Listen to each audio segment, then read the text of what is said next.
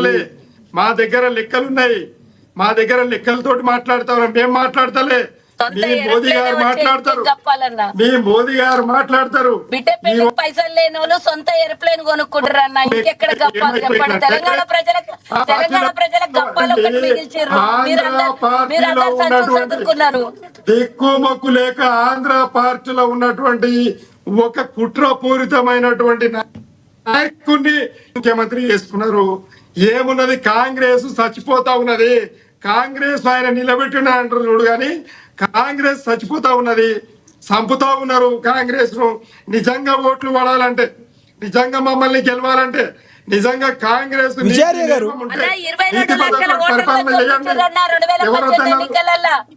22 లక్షల ఓటర్లను తొలగించారు. నీతి నిజాయితీతో మీరు చెప్తారా అన్న? 2018 ఎన్నికలల్లా అన్ని మా దగ్గర ఉందన్న, అన్ని లెక్కలు మా దగ్గర ఉన్నాయన్న. చెప్పకన్నా జనాలు నవ్వుకుంటారు. మీరు చేసిన విధ్వంసం ఏందో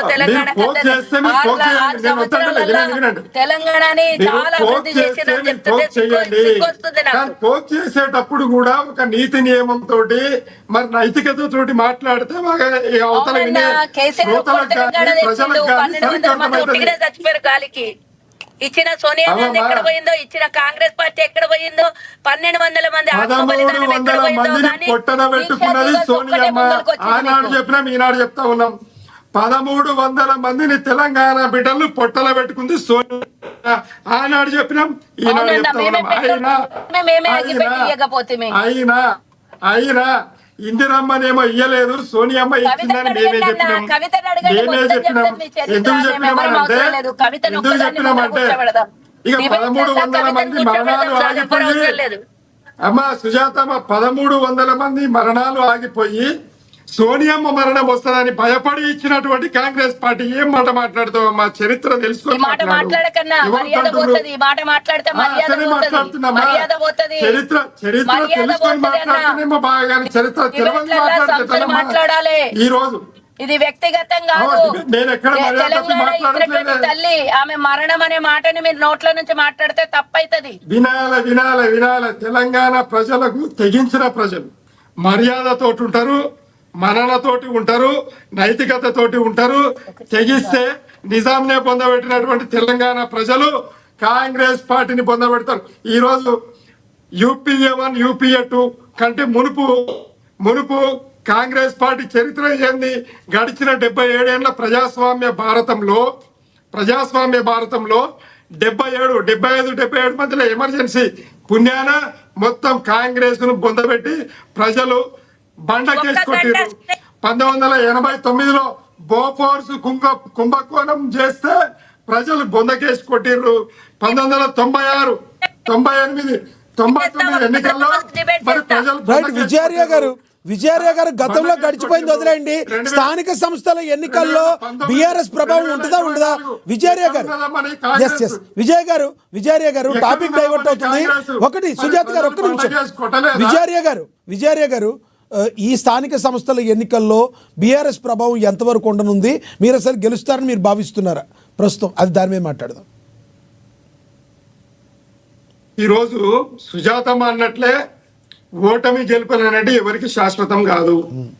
రాజకీయ పార్టీలలో ప్రజలు ఆ సమయానుకూలంగా ఆ 5 సంవత్సరాల్లో చేసినటువంటి అభివృద్ధి కార్యక్రమాలు, ఆ 10 సంవత్సరాలు చేసినటువంటి అభివృద్ధి కార్యక్రమాలు బేరీజు వేసుకుంటారు.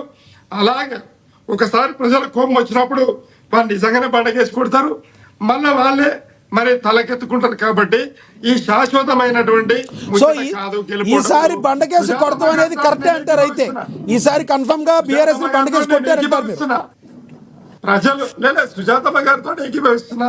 ఈ రోజు కాంగ్రెస్ పార్టీని బండకేసి కొట్టి వినండి, 2014లో కాంగ్రెస్ పార్టీని బండకేసి కొట్టి మమ్మల్ని ఎత్తుకెత్తుకున్నారు.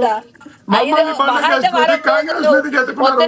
మరి రేపు 2029-28 ఎన్నికలలో వాళ్ళని బండకేసి కొడతారు, మమ్మల్ని ఖచ్చితంగా. పంచాయతీ ఎలక్షన్ల గురించి కాదా? సారీ పంచాయతీ ఎలక్షన్ లో మీ పరిస్థితి ఏంటని అడుగుతున్నారు ఆర్య గారు. విజయార్య గారు, పంచాయతీ ఎన్నికలలో వినండి, దుర్మార్గంగా 410 పంచాయతీ ఎన్నికలలో 410 లెక్క చెప్పింది సుజాతమని యునానిమస్ అయింది కాంగ్రెస్ కంటే ఈ రోజు నైతికత ఉంటే ఎన్నికలు చెప్పియాలి, ఓట్లతోటి ఎన్నికలు. మరి అదేంటి సార్, ప్రజలకు అవకాశం అదేంటి ఇవ్వాలి. సార్ మీ కేసీఆర్ గారు ఒకటి గత చరిత్ర మర్చిపోయినట్టున్నా నేను ఆన్సర్ చెప్తా నేను ఆన్సర్ చెప్తా ఒక్క నిమిషం. 5 లక్షల నుంచి 20 లక్షల వరకు ఇస్తా అని కేటీఆర్ చెప్పినటువంటి మాటను మర్చిపోయినావా అన్న? యునానిమస్ చేసుకొని రండి, మీ గ్రామానికి అభివృద్ధి కోసం నేను 5 లక్షల నుంచి 20 లక్షల వరకు ఇస్తా అన్నటువంటి మాటను మర్చిపోయినావా అన్న?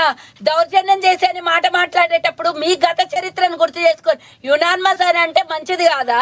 యునానిమస్ అందరు అభ్యర్థులు అందరు కలిసి యునానిమస్ లేదు సుజాత గారు, కేసీఆర్ గారిని కొత్తగూడెం జిల్లా సర్పంచులందరూ కలిసి యునానిమస్ చేశామని, కొత్తగూడెం జిల్లాలో ఒక గ్రామం సర్పంచులందరూ కలిసి యునానిమస్ చేశామని కేసీఆర్ గారిని కలిశారు నిన్న అక్కడ ఆ గ్రామం యునానిమస్ అయింది, దాని గురించి కూడా అడగాలి.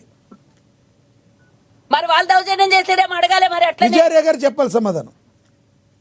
ఇప్పుడు దీంట్లో యునానిమస్ అవ్వడంలో ఎట్లయినా అసలు వాస్తవాలు ఏంటి అంటే, యునానిమస్ కావడము గ్రామ పంచాయతీ ఎన్నికలకు రాజకీయ పార్టీలకు ఏం సంబంధం గ్రామ లేదు. పంచాయతీలు రాజకీయ పార్టీలకు సంబంధం లేదు.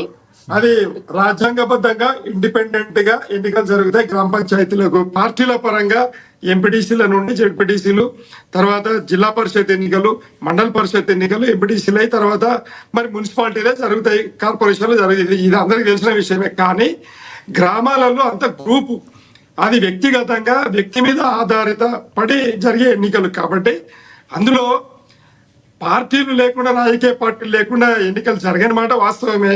దాంట్లో బలాబలాల్లో మా పార్టీ నాయకుడు సర్పంచ్ ఉండాలని, మా పార్టీ నాయకుడు వార్డు మెంబర్ ఉండాలని ఏ పార్టీ అయినా ప్రయత్నం చేస్తుంది. అది కాంగ్రెస్ చేస్తుంది, మేము చేస్తాం, భారతీయ జనతా పార్టీ చేస్తుంది. దాంట్లో ఎవరు వెనకపోయేది లేదు. కానీ మనమేమంటున్నామంటే, చరిత్రను ఉన్నది ఉన్నట్టు రాజ్యాంగబద్ధంగా నడపకుండా ఈరోజు గ్రామాలకు శాశ్వతమైనటువంటి ఒక ఆర్థిక ప్రణాళికనంటే ఆర్థిక స్వేచ్ఛనివ్వకుండా మరి కాంగ్రెస్ పార్టీ గత చరిత్రను మర్చిపోయి మాట్లాడితే మేమేం చేస్తాం? ఈరోజు గ్రామంలో ఉన్నటువంటి మొత్తం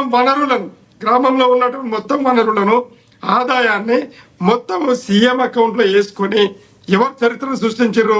కాంగ్రెస్ పార్టీ సృష్టించింది. వాళ్లకు గ్రామీణులకు, గ్రామీణ ప్రజలకు, గ్రామ పంచాయతీలకు స్వేచ్ఛ లేదు. ఇది వాస్తవం. కాబట్టి ఆ స్వేచ్ఛను ఆ ప్రజలకు ఇవ్వాల్సిన అవసరం అన్ని రాజకీయ పార్టీలకు ఉన్నది. కాబట్టి ఈరోజు యునానిమస్ అయితే చాలా సంతోషం. కానీ నైతిక నిబద్ధతతోటి యునానిమస్ అయితే మంచిదే. కానీ భయభ్రాంతులకు గురి చేసి మిమ్మల్ని చంపుతాం, మిమ్మల్ని కొడతాం, మీ మీద కేసులు పెడతాం, మీరు విత్డ్రా చేసుకోవాలి, విత్డ్రా అయితేనే ఉంటుంది, లేకపోతే మిమ్మల్ని బతకనీయమని భయభ్రాంతులకు గురి చేసి మీరు యునానిమస్ చేయడం అనేది అనైతికమైన విషయాన్ని మీకు తెలియజేస్తానండి. రైట్ సుజాత గారు కంక్లూడ్ చేయండి. చివరికి ఏం చెప్తారు? నేను క్లోజ్ చేయనా? కంక్లూడ్ చేసి ఓకే, చెప్పండి. ఏదైనా కూడా ఇప్పుడు ఇందాక మీరు అడిగినటువంటి ప్రశ్నకి సమాధానం చెప్పలేక మళ్ళీ ఎంపీటీసీలు జెడ్పీటీసీలకు అడిగి పోయినటువంటి అన్నకి ఓడిపోతాము అని